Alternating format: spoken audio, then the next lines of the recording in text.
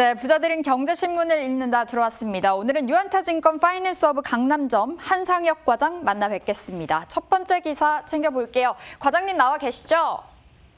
네, 안녕하세요. 네, 안녕하세요. 첫 번째 기사는 게임스톱에 관한 이야기 해보겠습니다. 지금 뉴욕 증시에서는 게임스톱이 가장 핫하게 말이 많고 있는데요. 게임스톱이 공매도에 큰 몸살을 앓고 있던 기업이었는데 이 개인 투자자들이 공매도에 반감을 가지면서 집중적으로 매집을 했고 주가는 폭등하는 모습을 보였습니다. 때문에 수세에 몰렸던 이 헤지펀드들이 40조 원가량의 손실을 보기도 하면서 이 개인과 공매도 세력 간의 이 대결이 팽팽하게 이어지고 있는데요. 때문에 우리 시장에서는 제2의 게임스톱 어떤 종목이 될까? 셀트리온 쪽으로 이야기가 나오고 있습니다. 셀트리온이 공매도에 몸살을 앓았던 또 대표적인 종목이기도 해서요. 오늘 셀트리온 그룹주들의 주가가 급등세를 보여주고 있는데요. 여기에다가 셀트리온, 램시마, SC, 호재까지도 전해졌습니다. 셀트리온 그룹주들의 흐름 어떻게 좀 평가하시는지요? 네, 일단은 황소개구리 얘기를 먼저 드리고 싶은데, 황소개구리는 자연의 원칙을 무시하는 변종이죠. 같은 개구리는 물론이고 천적인 뱀까지 좀 잡아먹을 수 있으니까요. 최근 증시에서도 이런 일이 생기고 있는데요. 지금까지 늘 개인 투자자들이 시장에서 약자 입장을 보여왔는데, 미국에서는 오히려 개인들이 세력들을 이겨내는 모습을 좀 나오기 시작을 했습니다. 일단은 공매도란 주식이 없이 일단 공으로 매도를 치고 나중에 매수로 갚는 시스템인데, 이 태생적으로 매수세를 이길 수는 없습니다. 왜냐하면 아무리 큰 세력도 공매도를 시작하면 결국 갚아야 하기 때문에 환매수라는 부분을 꼭 해야만 하거든요.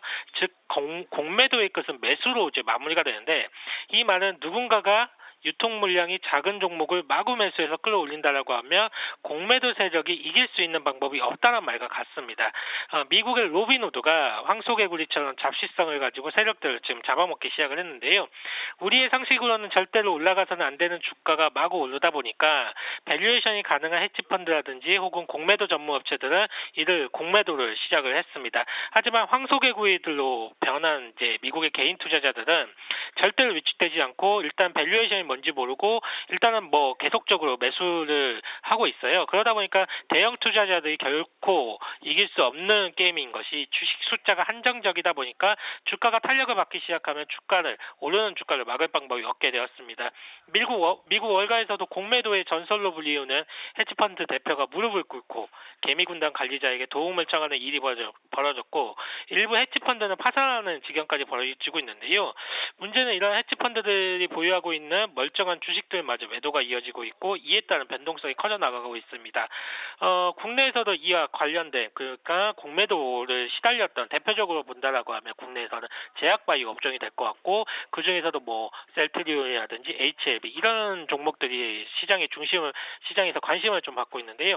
저는 이런 변동성 즉 공매도로 인한 매수세가 이어지면서 시장의 변동성을 키워나간다는 점은 긍정적으로 바라보고 있지는 않습니다. 그리고 우리나라에서는 지금 공매도가 지금 금지가 되어 있는 상황이지 않습니까? 그리고 미국과 같은 똑같은 상황이 국내에서도 벌어진다는 보장도 없기 때문에 단순하게 공매도가 많은 종목을 미국 시장에서 올라간다는 이유 때문에 따라간다는 거는 조금 조심해야 되지 않을까라고 좀 생각을 하고 있습니다. 네, 공매도 이슈 때문에 급등하는 부분을 반기지는 않고 계십니다. 셀트리온 관련 이슈로 급등하는 거 좀 조심해서 우리가 바라보도록 하겠습니다. 두 번째 기사 열어볼게요. 건설주가 올라와 있네요. 연초부터 증권사들이 대형 건설주에 대한 목표가를 줄 상향 조정하고 있습니다. 이 멈출 줄 모르는 집값을 잡기 위해서 올해 정부의 주택 공급 확대 기조가 뚜렷한 상황인데 특히나 설 전에 특단의 부동산 대책을 내놓는다고 문재인 대통령이 밝힌 만큼 지금이 건설주 투자 적기가 아닐까라는 의문도 던져볼 수 있을 것 같습니다. 여기에다 작년 코로나19 때문에 브레이크가 걸렸었던 해외 수출 쪽으로도 앞으로 좀 좋아질 것이다라는 기대 나와주고 있는 상황인데요. 건설주 매력 있다고 평가를 하고 계시는지 아니면 어떻게 좀 보고 계세요? 건설주에 대해서요. 네, 일단 뭐 건설주 같은 경우에도 과거의 영광을 좀 재현하기에는 무리가 있죠. 왜냐하면 이제 과거 같은 경우에 해외 수주가 상당히 많이 몰려 나오면서 건설주들에게 밸류에이션 프리미엄 요소를 적용을 했다라고 하면 지금은 해외 쪽의 수주 모멘텀이 약해진 상황이기 때문에 과거 대비해서 멀티플을 할증하는 요소들이 많이 없고요. 그리고 오히려 시장 대비해서 한 30% 정도 할인 거래를 좀 진행 중에 있죠. 그렇기 때문에 건설사들 같은 경우에는 큰 폭의 상승을 좀 기대하기보다는 정책적인 모멘텀, 국내적인 모멘텀을 좀 보실 필요가 있는데 일단은 긍정적인 부분은 지난 대통령의 신년 기자회견에서 특단의 주택 공급과 관련된 대책이 나올 것이라고 언급이 되면서 이와 관련된 이제 부동산의 공급과 관련된 대책들이 주목을 받고 있다는 점은 좀 눈여겨볼 필요가 있을 것 같습니다. 그동안 정부에서는 부동산 투기에 역점을 두었던 정책을 계속적으로 펼쳐왔지만 다들 아시다시피 부동산 안정화에는 좀 성공하지 못했잖아요. 그러면서 이제 정부는 기존의 투기 억제 기준을 유지하면서 부동산 공급에 있어서 특단의 대책을 마련 중이라고 좀 발표를 했는데 변창흠 장관이 설 전에 발표할 계획이고 이게 획기적이고 과감하고 창의적인 대책이 나올 거라고 좀 말을 해놨기 때문에 시장에서는 일정 부분 기대감을 좀 작용을 하는 것 같습니다. 일단 건설주 같은 경우에는 시장에서 전평가에 대한 메리트를 분명히 좀 가지고 있습니다. 그리고 뭐 올해 실적 컨센서스들 대비한다라고 하면 현대건설 같은 경우는 PBR이 0.66배 정도밖에 되지 않고요.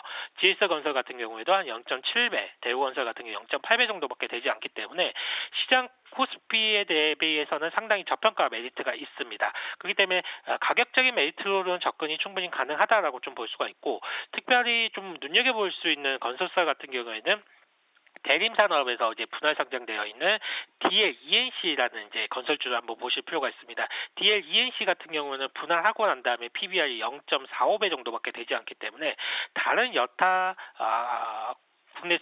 국내 건설사보다는 상당히 저평가 지금 놓여져 있기 때문에 DL-EMC 정도는 한번 눈여겨볼 필요가 있다라고 보여지고 있습니다. 네, 건설주 전반적으로 저평가되어 있다라는 이야기 주셨습니다. 다만 강하게 올라가는 재미는 좀 못 볼 수 있겠지만 정책적인 모멘텀 우리 계속 체크해 보도록 하겠습니다.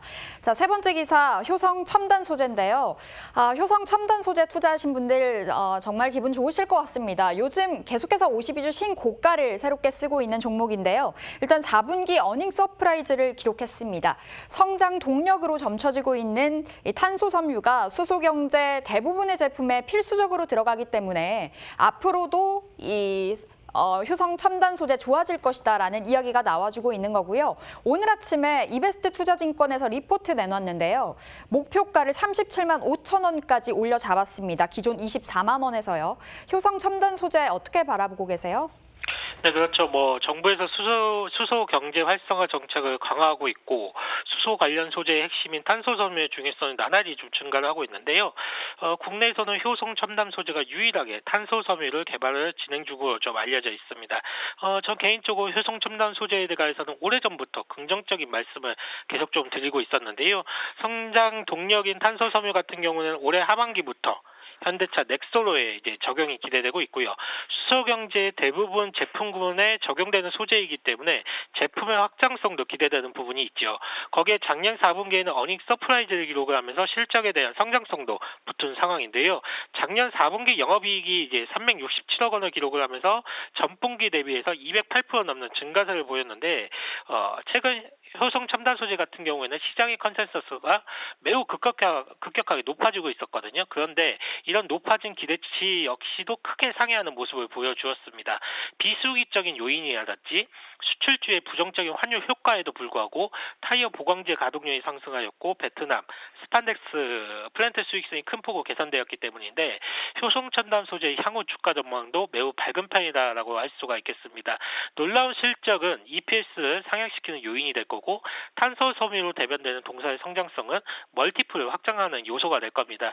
주가를 형성하는 요인이 실적 그리고 EPS와 같은 같은 그런 실질적인 요인과 그에 따른 멀티플에 의해서 주가가 형성이 되는데 이 두 요소 모두가 증가하는 모습을 보여주고 있고요.